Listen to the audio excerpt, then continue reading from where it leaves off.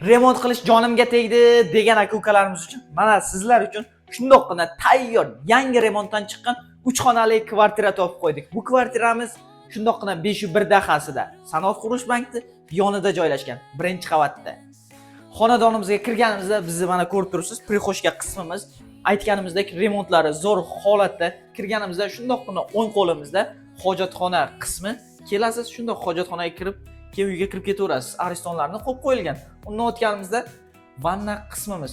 Ko'ryapsiz, o'zi chiroyli holatda kafellarni terib, remontlarni zo'r qilib qo'yilgan. Undan o'tganimizda asosiy zal qismimizga o'tamiz.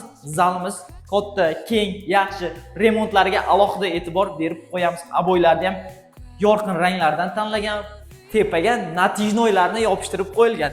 Undan o'tganimizda bu yoqda oshxona qismimiz, oshxonamiz yaxshi, chiroyli, mana ko'rib turibsiz.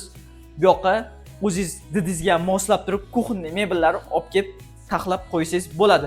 Undan o'tganimizda katta, keng balkonimiz kutib oladi. Balkonimiz 6 ga 2.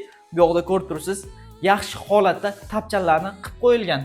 Shundoqqina katta eshikdan kirganimizda chap qo'limizda yana yotoqxona qismi joylashgan. Mana ko'rib turibsiz, aboylarni zo'r holatda yopishtirib, ranglarini ko'rib turibsiz, обычный zo'r ranglardan tanlab yopishtirgan. Undan o'tganimizda ikkinchi detskiy xonamiz. Detskiy xonamizda ham remontlari yaxshi holatda, eshiklarni ham eng zo'rlarini qo'ydirgan ekan. Oynalarimiz hammasi akfa paket aytganimizdek. Mana azizlarim, xonadonimizni ko'rib oldik. Ko'rib turganingizdek ta'mirlari zo'r holatda. Bu uyga bitta katta oila kelib maza qilib yashaydigan holatda. Bu uyimizni egalari 42700 etib belgilashdi. Pastda raqamlar qoldiraman. To'liqroq ma'lumot olish uchun aloqaga chiqsalaringiz bo'ladi. Biz nomimizdan chiqsalaring yana ozgina o'tib beradigan joyi bor. Bu videoni 501 dahasidan tayyor под ключ kvartira qidirib yurgan tanishlarga yuborib qo'yamiz. Bizga obuna bo'lishni unutmang.